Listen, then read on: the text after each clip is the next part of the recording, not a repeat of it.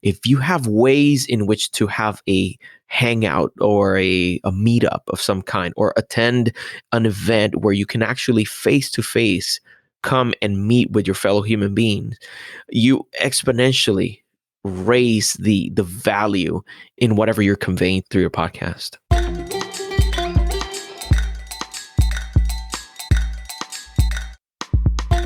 Podcast Junkies, episode 215. Welcome back. I'm Harry Duran, host of the show where I get to interview some of the most amazing folks in the podcasting space, from podcasters telling the stories of podcasting over 10 years to folks who just got started and who have interesting stories to tell about their own shows and their own podcasting journey.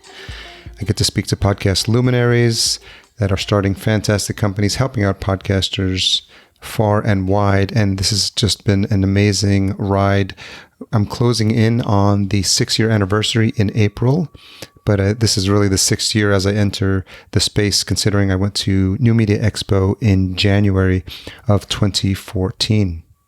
Quick moment for a rest in peace for James Lipton. Some of you may actually know that his show, Inside the Actors Studio, was one of the shows that influenced me in the start of this podcast. And I just saw today announced, thanks to Eric Hunley for pointing it out to me, that James Lipton passed away.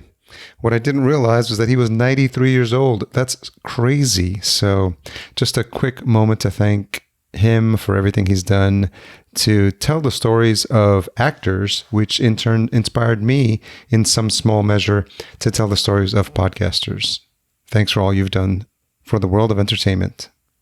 This episode is brought to you by Focusrite and the Scarlett 2i2 3rd generation sound card. It's one of my go-to sound cards. It helps everything sound better, and I couldn't be happier with the sponsorship by Dan Hewley and the team at Focusrite. Head on over to podcastjunkies.com/Focusrite and take a look at the custom landing page they've created to give you more information about how their line of sound cards is supporting podcasters in the podcasting community. Last week, I had the opportunity to talk to Chavi Sakdev about being India's #2 podcaster. It was exciting to hear what's going on in that country. And given that there's only 400 podcasts there that are active, and given the size of the country, there can only be good things coming there. So I'm glad she was able to shine a light on that. This week, I get to speak to Juan Sepulveda. He's the host of 3 podcasts, which we'll get into in the interview. But what was interesting is that Juan and I connected years ago at Podcast Movement, and we would always see each other and say, hey, we need to get you on the show. And then finally, the last Podcast Movement, got to spend some time together after a couple of the parties and throughout the day and throughout the course of the conference. And it was just a reminder that we need to put the foot on the gas and make it happen sooner rather than later. And I'm so glad we did. He's a gentleman in every aspect of the word, and I'm honored to be his friend and to have him share his story about his podcasting journey with you. Let's not forget that this episode is also brought to you by Fullcast. Fullcast.co is the website. If you need help with any aspect of your show, from launch to production and marketing, we can help. Schedule a free chat at fullcast.co/chat15 about your existing or new show. Stay tuned to the end of the episode where I reveal this week's retention hashtag. And another reminder that I'll be at PodFest in Orlando, March 6th through 8th, so make sure we connect if you're there. Excited to bring you this conversation with Juan, so let's dig in a little bit to the gentleman's brotherhood. So Juan Sepulveda, host of not 1, not 2, but 3 podcasts, which would drive any normal podcaster crazy. The Masonic Roundtable, the Winding Stairs Freemasonry Podcast, and the Gentleman's Brotherhood. Thank you so much, brother, for finally coordinating times. I'm glad this has been years in the making, it feels like, but thanks for joining us on Podcast Junkies. Harry, it's an honor for me to be in your show. Thank you so much for having me. So do you remember, like, the first time we connected? It had to be Podcast Movement, I think it was, right? 2016. Yeah, okay. Now, that was Chicago. It was Chicago. Yeah. What was your memories of that? Was that your first podcasting conference? It was, let me see. It was the first one where I spoke. Okay. I think that I had gone to the previous one, and then I had one of the side speaking opportunities, and my memories of it are very fond. I got a chance to finally meet some people that I had met virtually. Mm-hmm. You're familiar with this. We connect with people from all over the world, but we have this digital relationship with them. Yeah. And this gave me an opportunity to finally connect in person and really get to spend some downtime with them and get to know them better. So that was a very, very good thing for me. And what was the first conference that you did attend then that's podcast or even an event that's podcasting related? Well, I want to say it was Podcast Movement. Okay. Before the year before, I think I went to that one. Anaheim. I know I've been. Yeah, no. Well, then I didn't go to that one. I did go to Podfest. Okay. So I've been to that one. Or Philly. Philly was. Oh no, Philly was after. I'm getting them all confused now. Philly was after. I know yeah. they blend with one another now. But I'm very close to Orlando, so Yeah. Podfest is one that has been very convenient to go to every now and then and reconnect with people. So, for the benefit of the listener, can you describe? And I love the theater of the mind of podcasting. So, anyone that's listening now knows that you have to be creative and envision what you're hearing. So, I thought it would be nice for you to visually describe what's going on in the background there, because there's a lot going on there, swords hanging and stuff like that. So, maybe we can start by describing that stuff. Absolutely. Well, I have an art studio in my home. Okay. So I have close to 300 square feet of art creating space. And I'm a visual artist by trade. So I've been creating paintings and drawings for a little bit, close to 2 decades now. And I've been doing it professionally since 2004. So as my interest continued to expand and podcast became a part of it, then I created part of it as a recording studio. So I have a backdrop behind me that has mementos of my life. So I have swords that I've purchased, swords that I've received as gifts. I have original paintings of my own authorship. I also have paintings from friends who are professional artists, trinkets that I have as gifts from my parents, from my friends, fans of the podcast. So there is a story behind every little thing you see back there. So it's very colorful for those of you who can't see it. Where did you grow up? I grew up in Puerto Rico. Okay. I grew up in Puerto Rico, and I moved to Florida when I was 20 years old. What was the biggest change for you that you had to culturally, or what was the biggest shock for you when you first there? Because at 20 years, it's definitely formative to be living the first 20 years of your life in the world of mofongo and salsa. So. That's true. Well, because I moved to Central Florida, where there's a very large population of Latin American people, mostly Puerto Ricans. Okay. So there wasn't that much of a cultural shock. And also in Puerto Rico, I was in the tourism industry for many years. Okay. So I had already become accustomed to speaking English on a daily basis, interacting with people from the States on a constant basis. So there wasn't too much of a shock when it came to culture itself. So it was a smooth transition. Yeah. Now, living on my own, that's a different thing altogether. When did that happen? That happened then. So I moved by myself to Florida, and in pursuit of a career as an artist. Okay. I knew that in Puerto Rico, the opportunities for artists were not that many. And I saw moving to the States as a stepping stone into really making that dream a reality, making a living as an artist. Did you have a network of friends there, family, or anything to connect with when you arrived? Nothing. Wow. Nothing. I came as an intern for Disney. Okay. Which gave me a leg up when it came to getting a look into the behind the scenes part of the artistry. Granted, my internship had nothing to do with art. I came, it was a college internship. Okay. So they presented to me as an opportunity to get to see how things are made behind the scenes. And I worked with the food portion of the industry, got in touch with some of the managers and supervisors, got to do a lot of work for those few months that I was here. But the great benefit that came with that was that I then had access to all these workshops and seminars from animators, Imagineers, Wow. directors, and all of that really opened up my eyes to the myriad possibilities that were here.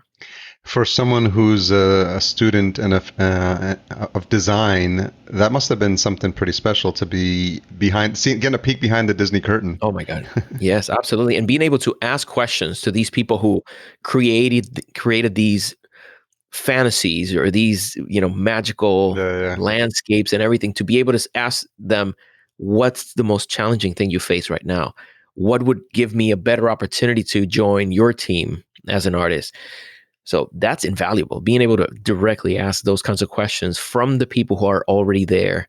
Like we say, mixing the pot. Yeah. I got a peek and got a chance to really ask them the questions. So something you did was ask those types of questions.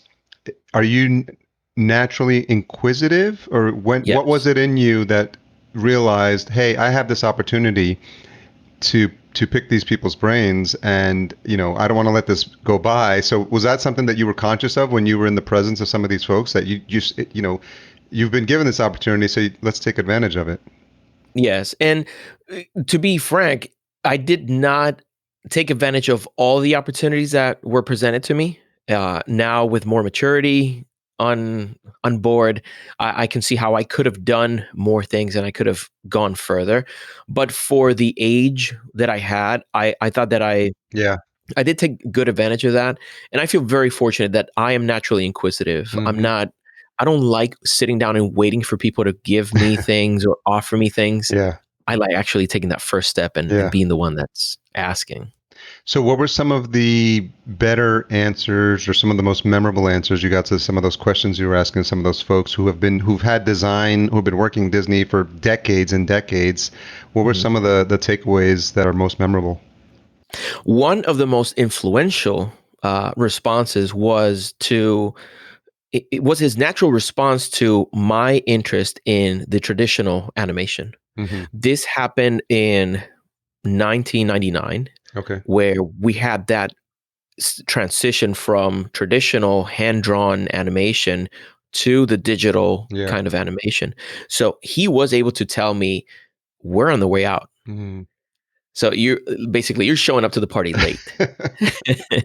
Either you jump on board into the digital realm of the animation component and have have the disposition to move west, because everything pointed to the fact that it would be moving to where the other studios are. So that showed me, okay, this is not the right step. Even though I was very familiar with computers, because my education at the time was in computer science. It still wasn't what I was looking for. So I had to then shift gears and figure out, okay, how can I be involved in the traditional arts, picking a brush, picking all these materials and creating something. That's when I was able to get more clarity as to what my next steps would be.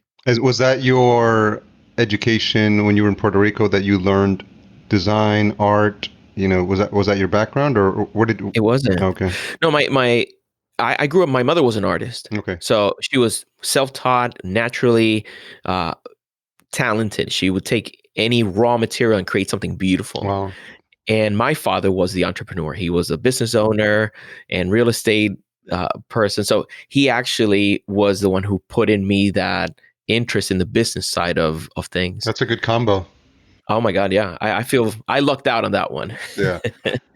So that is what, and so my education was in computer science. That's where I started. Okay. And little by little, I was changing my interest to more business. So right before I moved to Florida, I had changed my major to marketing. Okay. So my education is in marketing, like my official degrees and all that is on business science. But I had grown up in a very creative household, and I've been mainly self-taught. And is that something that you continue to do to this day, like design? Yeah. Yeah, and I usually do oil paintings. Okay. So that's my main medium.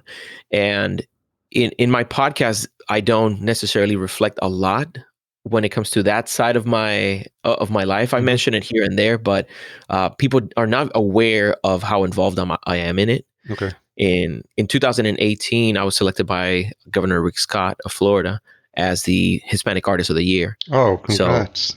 thank you. So I had an opportunity to actually go to the Capitol, to Tallahassee, and have a solo exhibition at the Department of State. Wow.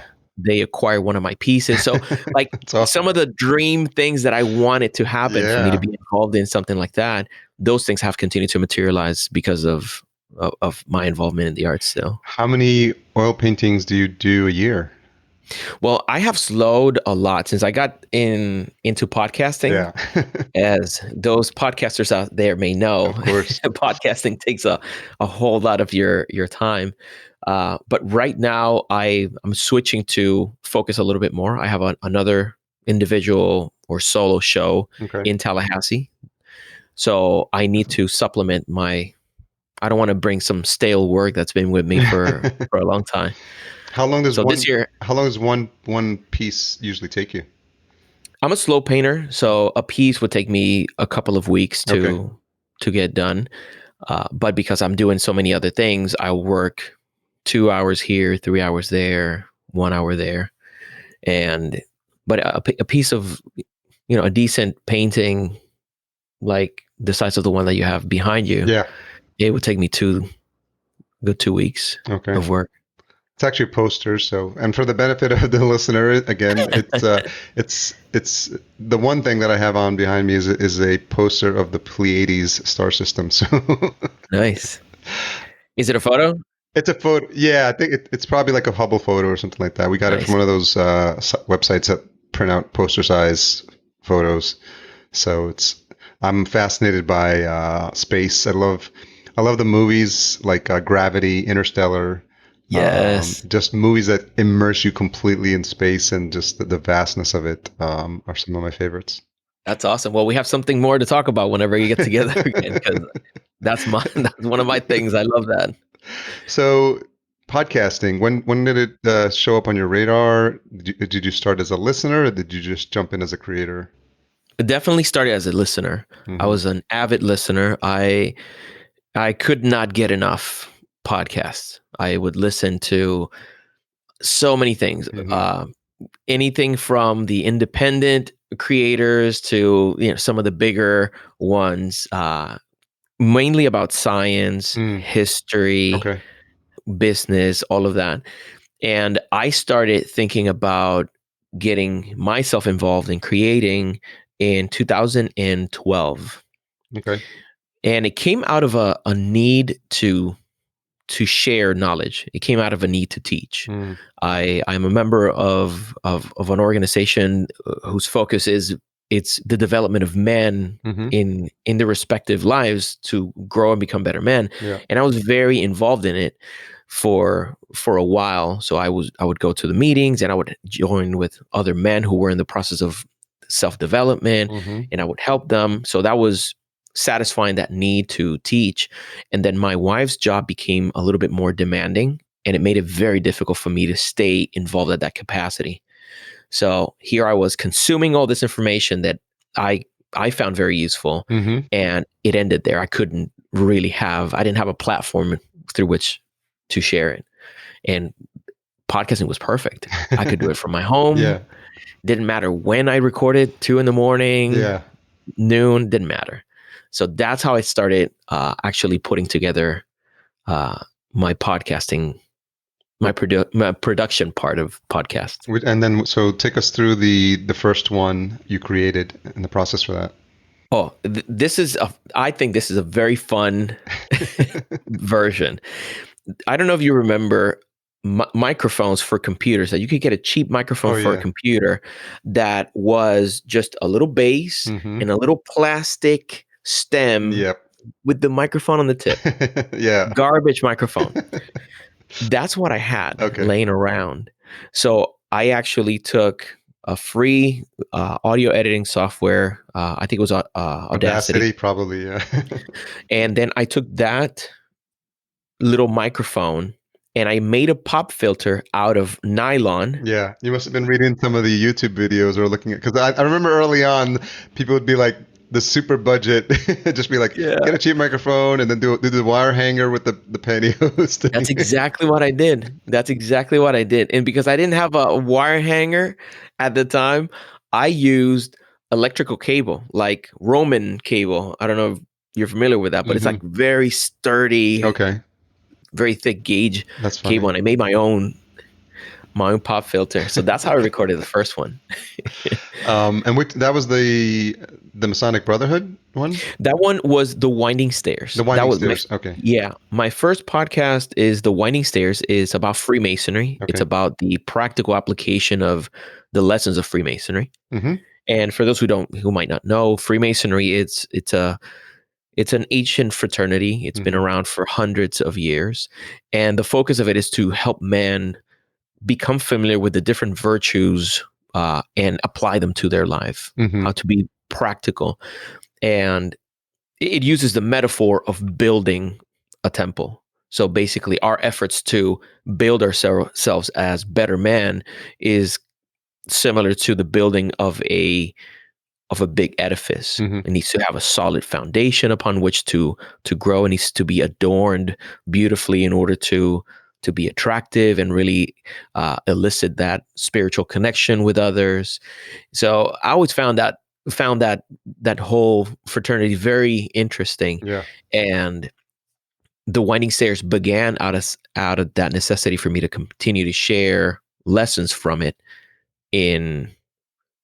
even though I didn't have the flexibility to travel to go to meetings. And that's still active, right? Mm-hmm. What's the so how many episodes and what's the frequency of that show? On that show, I have a more relaxed schedule because I create them as I get inspired and I put them together. So I have close to 60 episodes on that. Okay. So, do the math, 5 years, 6 years. So a little bit less than 12 a year. Now, the second podcast is called the Masonic Roundtable. That one I started a year and a half or a year after I started the Winding Stairs. Okay. And that one has been a weekly podcast for, I don't know, 6 years. And they would seem to cover the same topic. So this is interesting. How did you make a decision to start a different one, and how are you differentiating the content for both of those? Great question. The Winding Stairs is basically has been a solo podcast. So it's me coming together with specific topics to present about mainly the practical application. Like how does it look in real life to have better management of your time? Or how does it look in real life to have better control over your emotions and your passions and those kinds of things? When it came to the Masonic Roundtable, it was 5 hosts that would research a topic, and then we would come together live and record a show every Thursday night. So the differentiation there is like we bring a lot of guests.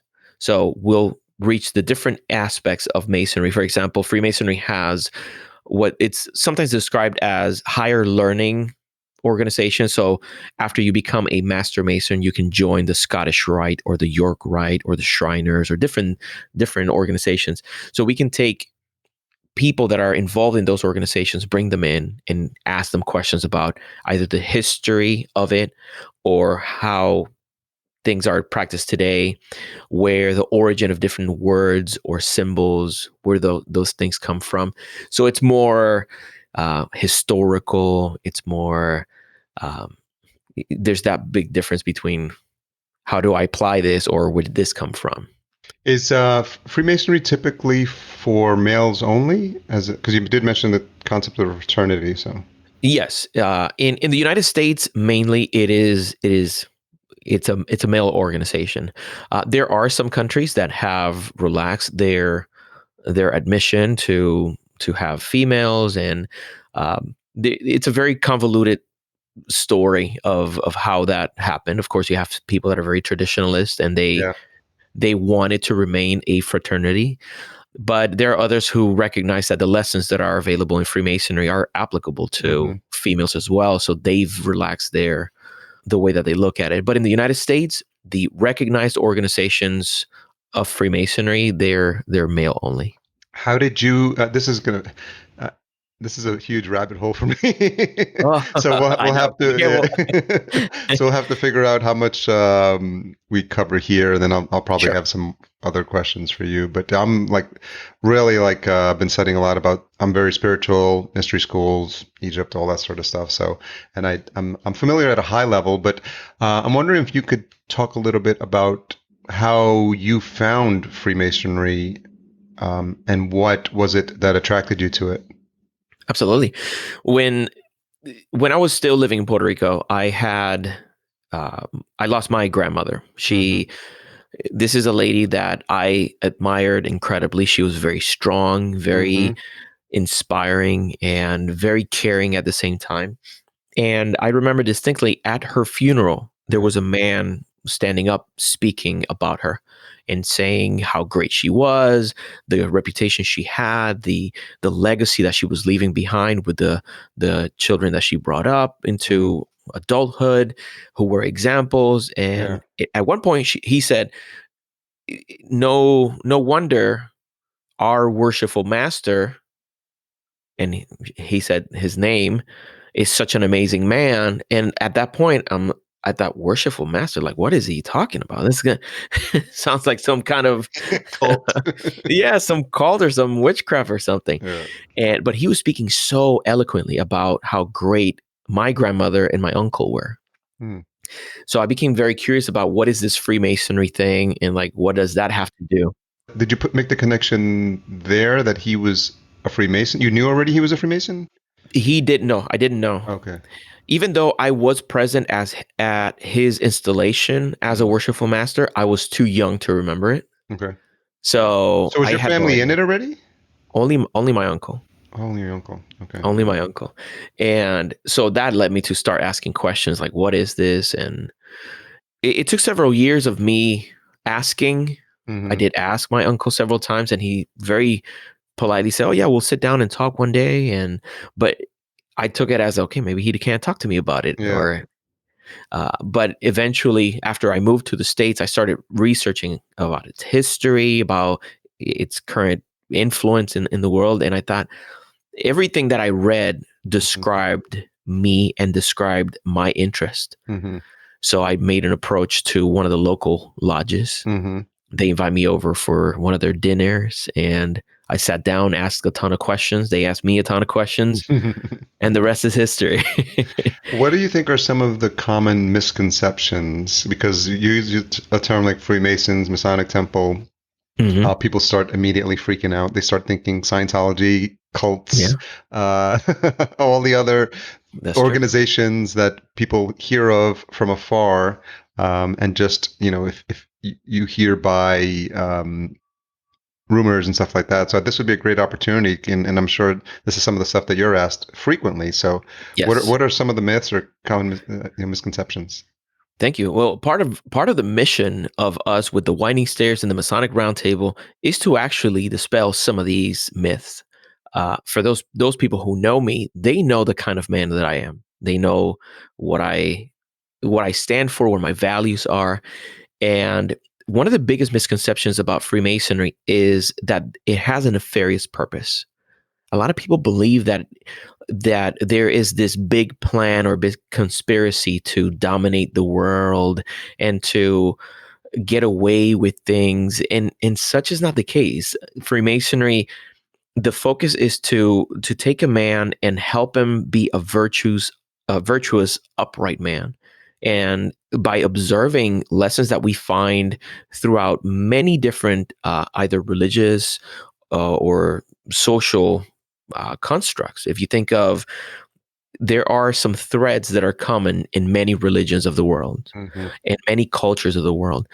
Freemasonry looks at that thread about, for example, the importance of prudence, of knowing how to behave in a circumstance and how to hold back whenever your emotions are telling you, Mm-hmm. just punch that guy in the face, Yeah. right? When we talk about um, being just and being honest and being industrious, all of these are lessons that are they're a part of the common thread of many disciplines and many belief systems and societies. And Freemasonry takes that from a more, I would say, a more secular kind of point of view. Yeah, I mean, I'm definitely what I'm clear of is this idea that dogmatic religion is definitely not anything that I gave up early on. I mean, I was raised Catholic, but so I consider myself profoundly spiritual. But in my mind, like there's no one that should get in the way of my direct connection to God. Like it's literally like a one way. Like if I gotta talk to him, I'm just gonna talk to him. Like That's right. I don't need I don't need a building or a priest or anyone to kind of be the toll collector, if you will. I love that. So it's been helpful for me, and it's no secret. I've talked about it on the show. I've done ayahuasca ceremonies where I've had direct transmissions from spirit. I don't know how else to describe it, and I've done plant medicine before, so I'm very in touch with I've got the Pleiades star system behind me, so I love that. So I can manage these conversations at a wide variety of levels, and I've had some sort of connection or just fascination with Egypt for the longest time, so I'm fascinated by mystery schools. Mm-hmm. And I know that the origins of some of the stuff that happens in Freemasonry, there's some connection with that, and Absolutely. So, and just coming back to religion, the idea that all the books that made it into the Bible were selected by a human, like a person. It's not like the Bible didn't just like magically appear out of nothing. There's the Council of Nicene, what was decided to go in, go out. There's the Essenes themselves, like the Catholics that left, decided, they were persecuted by the Vatican, and so it gets into like really crazy stuff the more you research it. But naturally, I think what's going to happen is we're going through an awakening on this planet. Some people call it an ascension. Some people call it just an awakening of consciousness. But there's something happening, and I sense it really strongly in like the past couple of years. Probably since 2012, I think it's been a lot in terms of waves of consciousness raising. So it's going to be interesting because I think a lot of people are going to be awakening to this idea that we're definitely not alone. We're definitely older from a civilization perspective than most people care to understand or wrap their heads around. So yeah, just to that point, I think being naturally curious, always questioning what people tell you, I think would serve a lot of people well. That's a great point. And as you know, religion serves a purpose for a lot of people, and it's an integral part of their existence. It's very important to a lot of people, but it is also has a lot of burden from history of things that have happened due to religious dogma and fanaticism and fundamentalism and all those kinds of things. So I do think as we work together to actually embrace that kind of awakening, that kind of spiritual uplifting, we have to manage that transition or that interaction with our fellow man in a prudent kind of way. That's part of the reason why I have the Gentleman's Brotherhood, which is my youngest podcast. And the focus is helping men become great men, be able to recognize what their faults are and what their assets are, and capitalize on their virtues, and double down on suppressing some of their vices, basically. So did you find that that was a great segue, because the Gentleman's Brotherhood then became an opportunity for you to implement and talk about the things that you were learning or from Freemasonry into something that's can be more accessible to people because it doesn't have that banner attached to it, so people are more open for those types of conversations? Yeah, in a way, yes. If you think about this, when I learned about Freemasonry, I had identified in it things with which I was already familiar and desirous of.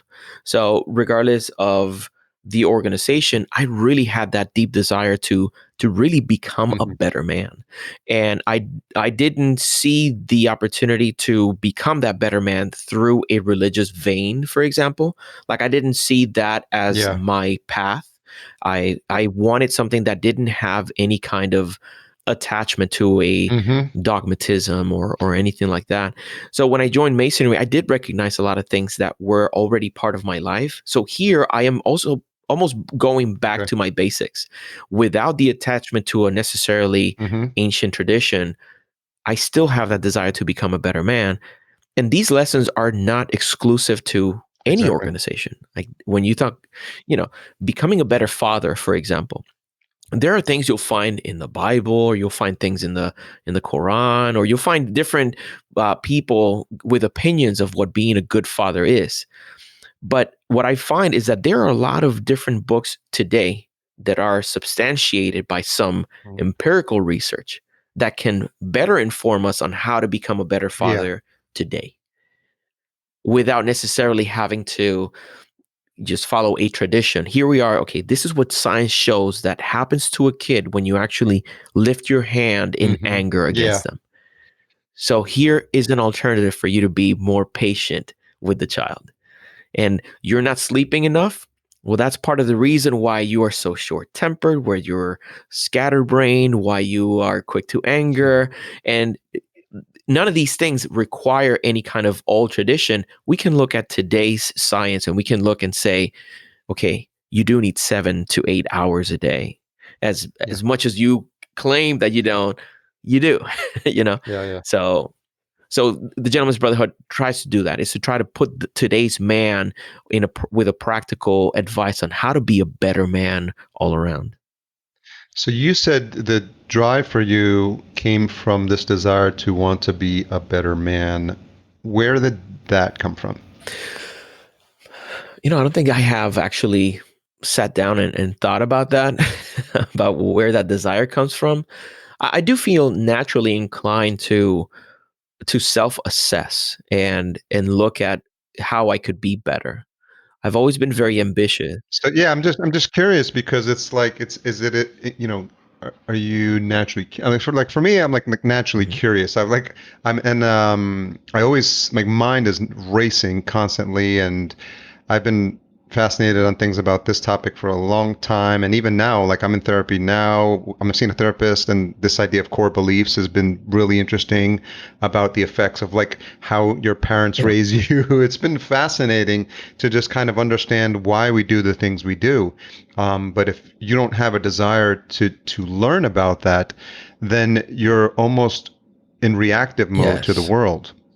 You just let things happen to you and let life sort of just the metaphor is the dryer. Basically, you're just in there tumbling around because just like this is how the world is, and just I'm just gonna let things happen to me.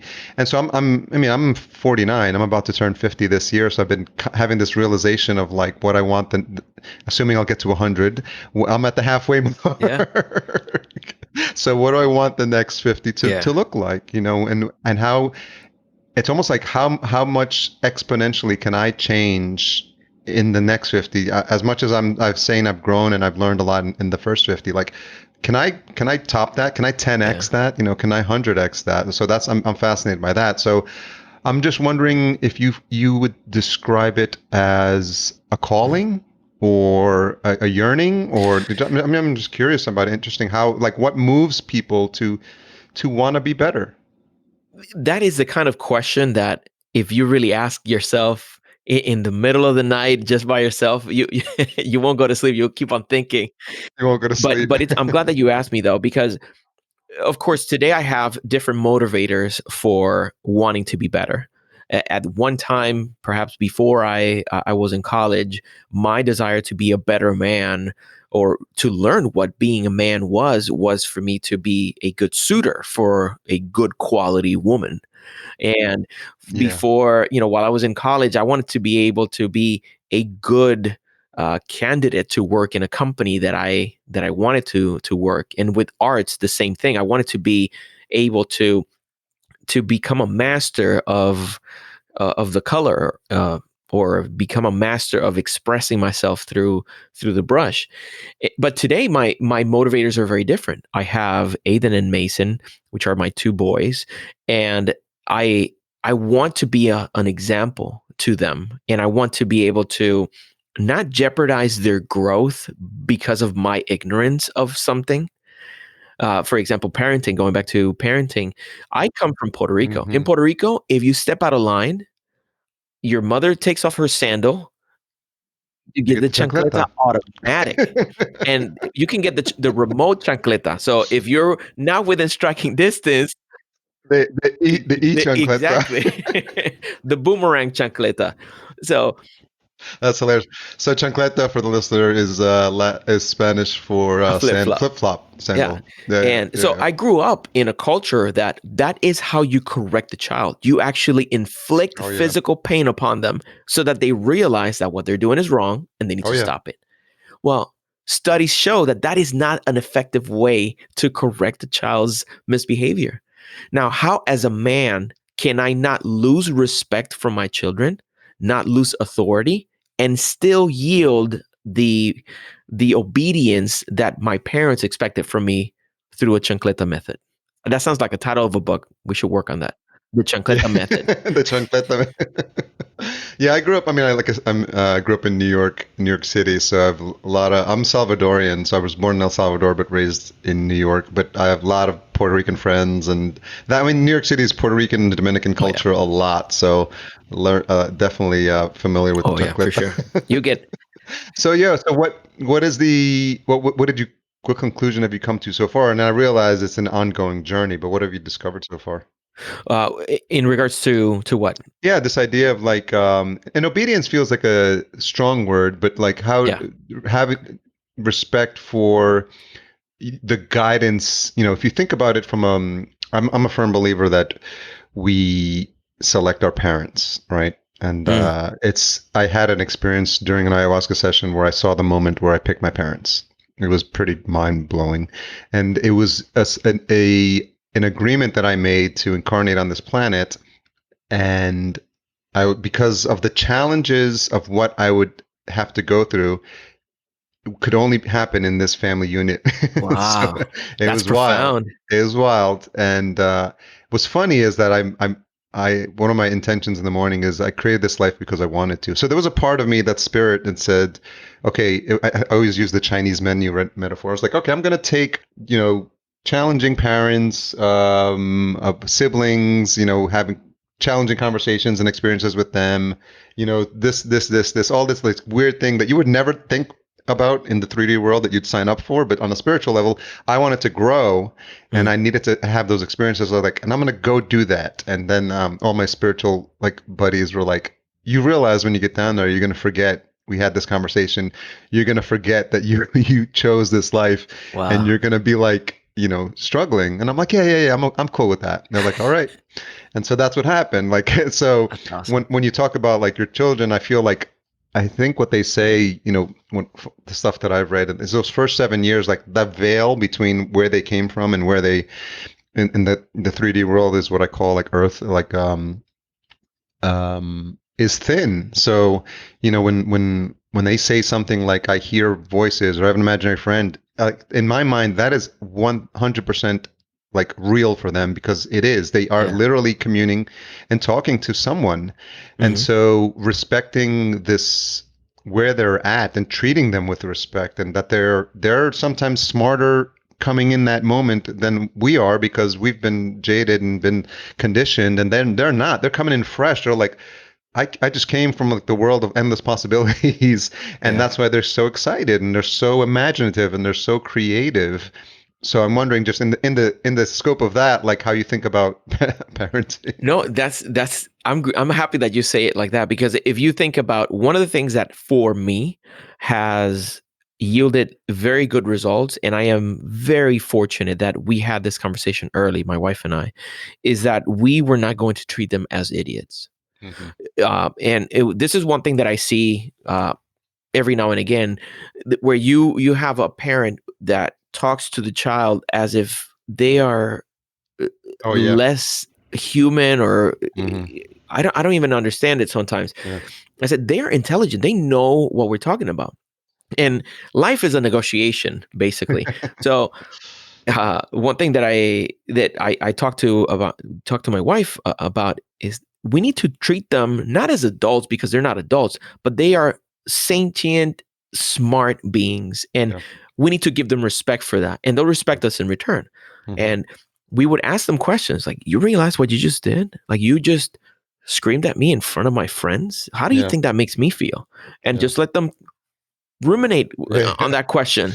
Oh, he must have been embarrassed. Like, how do you think my friends feel about this interaction? That's how are great. they going to think about you? And you just let them use their little brain to simmer on the question.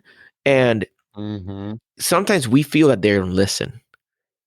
And to me, it never ceases to amaze me when they come back to me later on, a day or two, and they repeat something I told them in a moment where I thought they were ignoring me. Oh, of course, they're always listening. Yeah.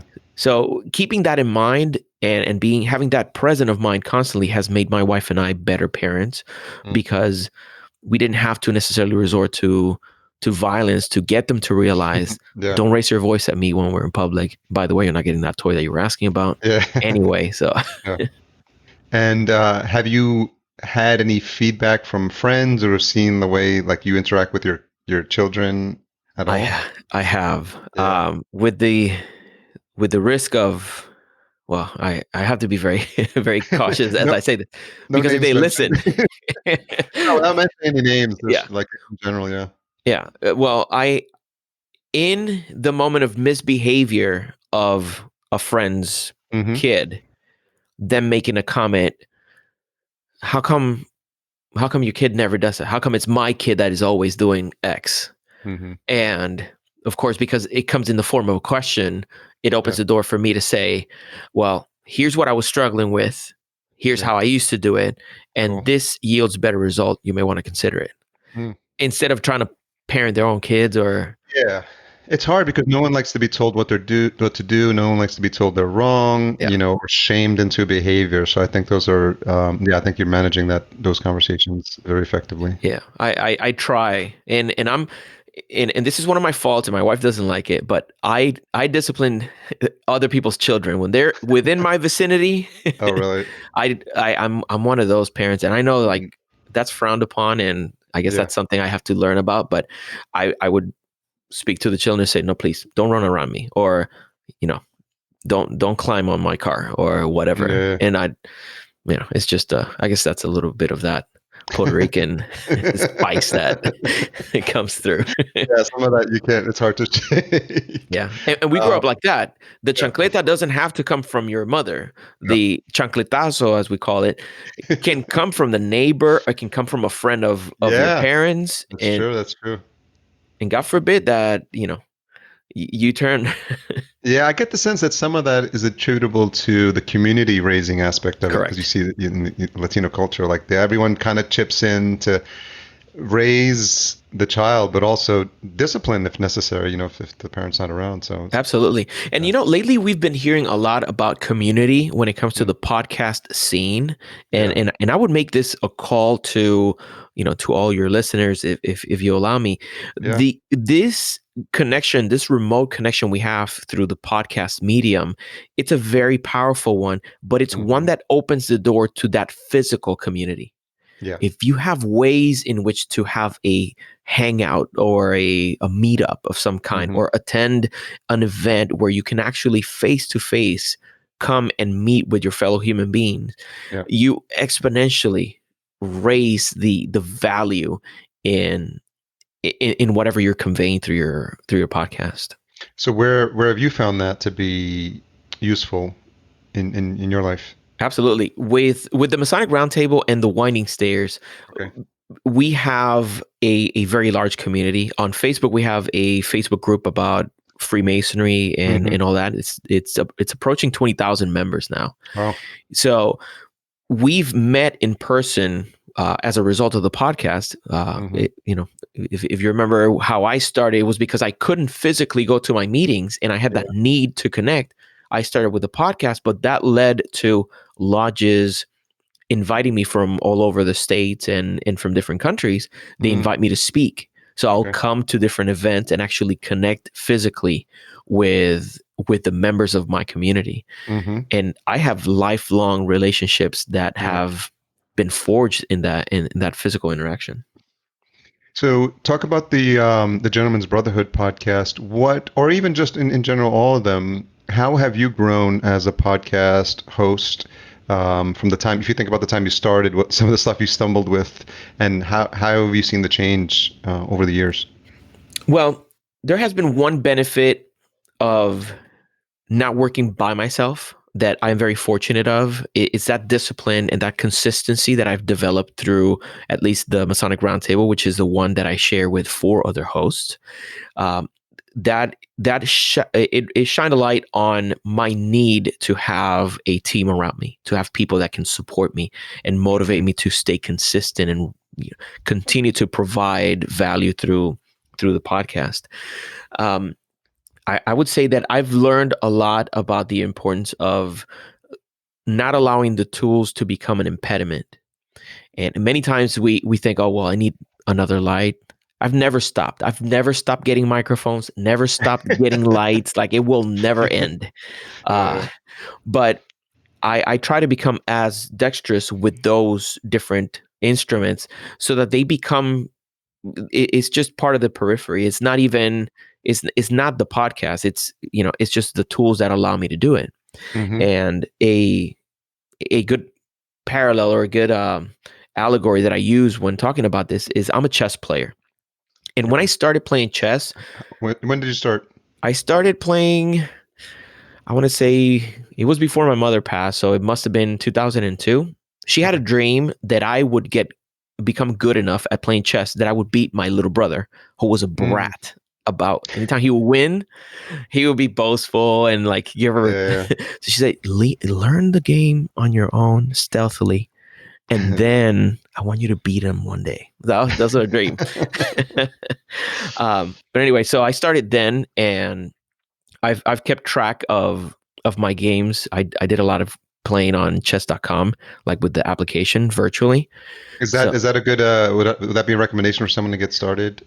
I would say so. Chess.com? Yeah, chess.com, like if you get the application, you can play with people live all around the world. So on a moment's notice, I would open the app and there was someone ready to play with me anytime. Cool. So I played thousands of games on that.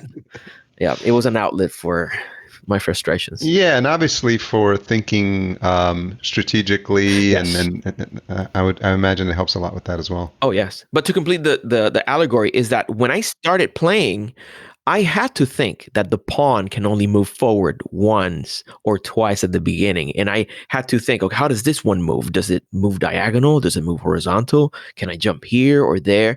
And at the beginning, that's all I could see. Is how many pawns do I have? How many bishops do I have? Like, where are they? Where can they move? Like, that was the whole focus.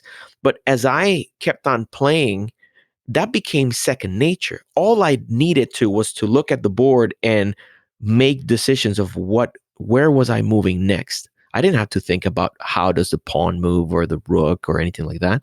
So the same thing happens with your microphone. Like, you don't need to, at first, how many decibels under 0 do you need so that your voice sounds fine? Like, who knows? Well, now that's not even a problem. I can tell that my voice is coming through clear. Mm-hmm. I know how to edit things out, how to reduce the noise. And now my focus is not on the reduction of the noise and the improvement of the quality.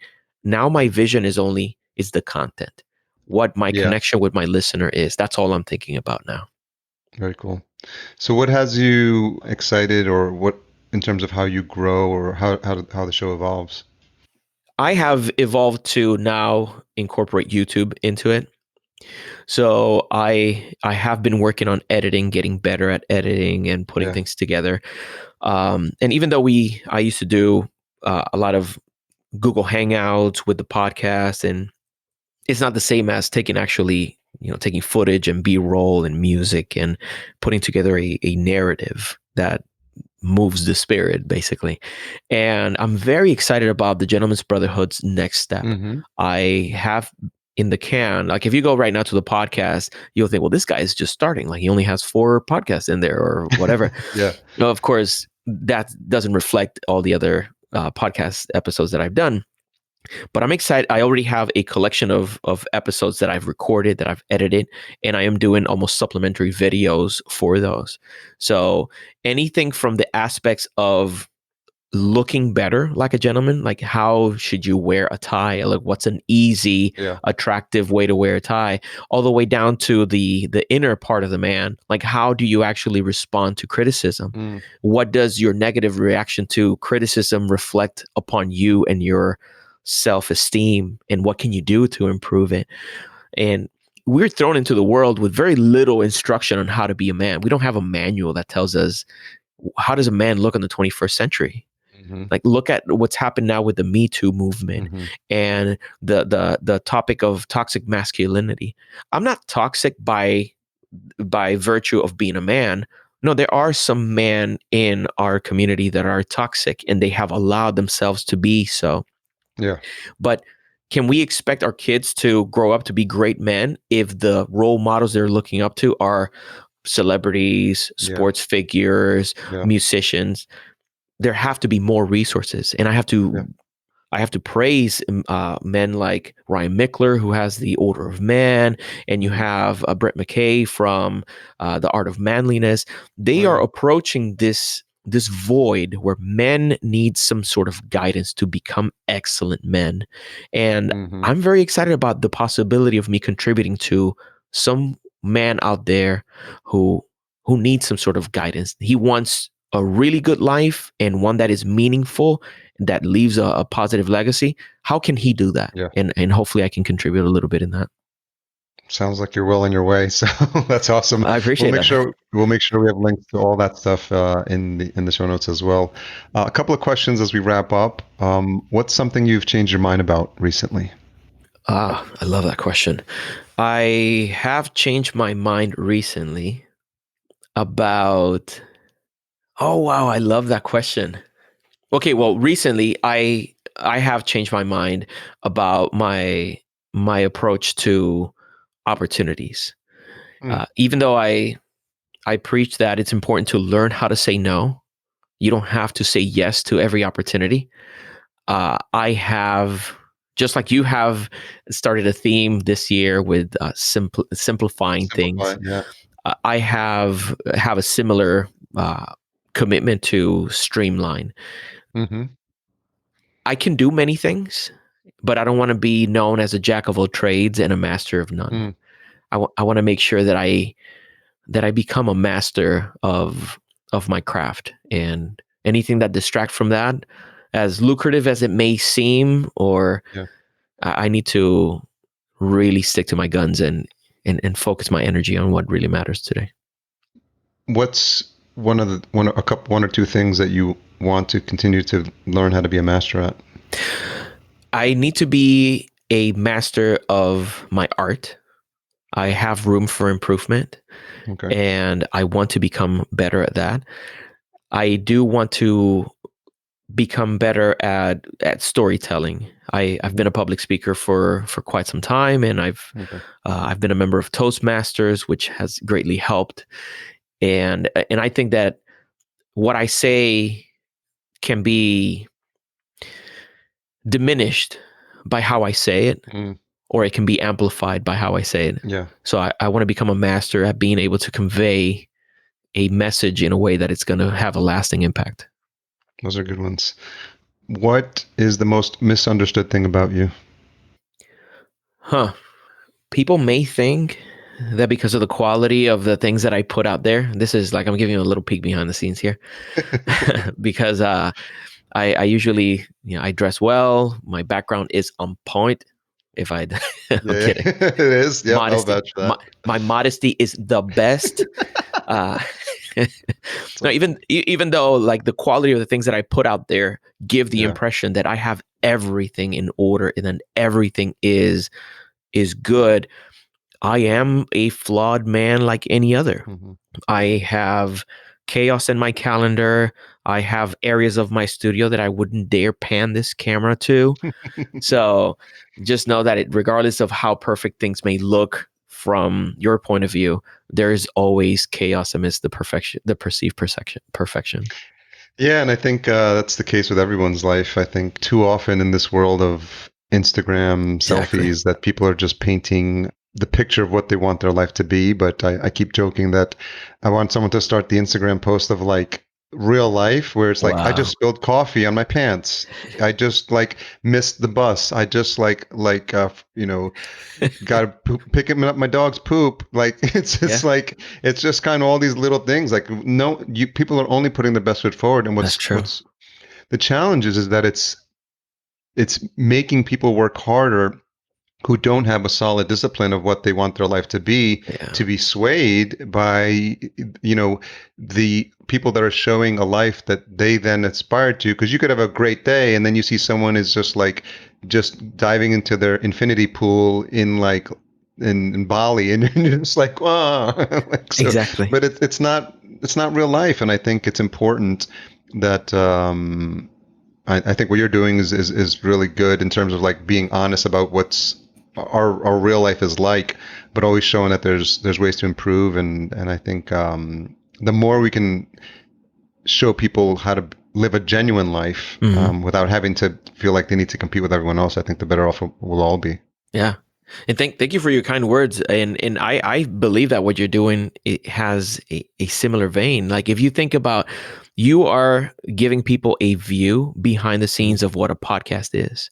Yeah. And most people that listen to podcasts, they just hear that 30-minute, 1 hour show.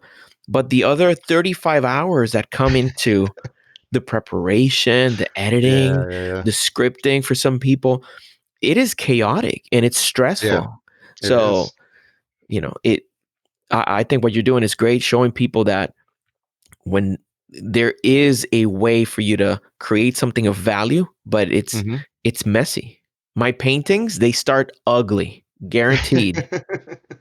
They only get pretty at the last hour to 2 hours. It's like, there it is. But the beginning is messy, but the end is beautiful. But you see the inherent beauty in your mind, that there's a vision for what you want to create, sort of like Michelangelo sees the slab of stone and then knows there's a David there. Correct. Right? And so it's interesting. I think the creative path is always something that I found incredibly fascinating. Oh yeah. Well, brother, time flies when you're having fun like we are. I know. Where's the best place for folks to track you down online to get connected with all the stuff the amazing stuff you're working on? Excellent. So they can find me. My handle everywhere is @TheGentsBro. So it's short for the Gentleman's Brotherhood. So @TheGentsBro on Twitter, Instagram, Facebook, everywhere.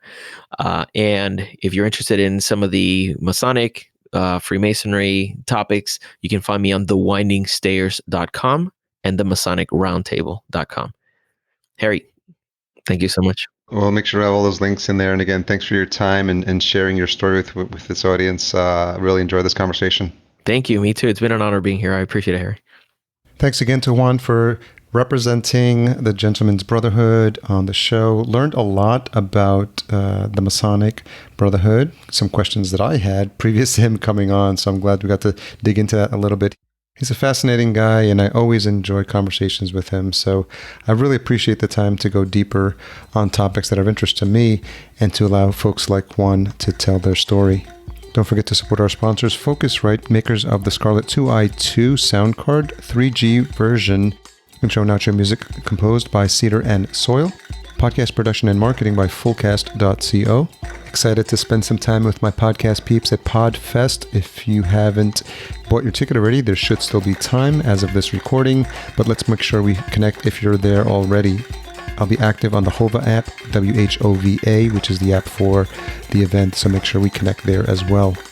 Stay tuned next week for a fantastic conversation with the one and only James Cridland, editor of Pod News, who I won't see at PodFest because he won't be able to make it. So next week will be your connection with him and I. Thanks again for all you do to support the show. Have a fantastic week.